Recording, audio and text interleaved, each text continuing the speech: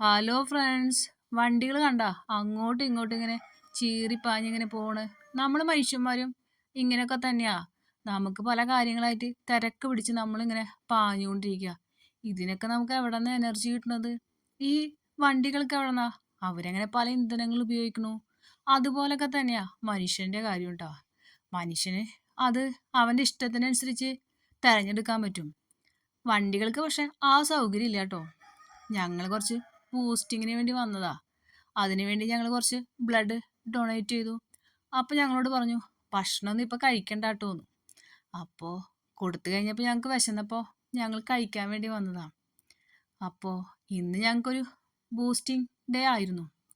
നിങ്ങളുടെ ജീവിതത്തിലും ഇങ്ങനത്തെ ഡേ ഒക്കെ ഉണ്ടാവാറുണ്ടായിരിക്കും അല്ലേ?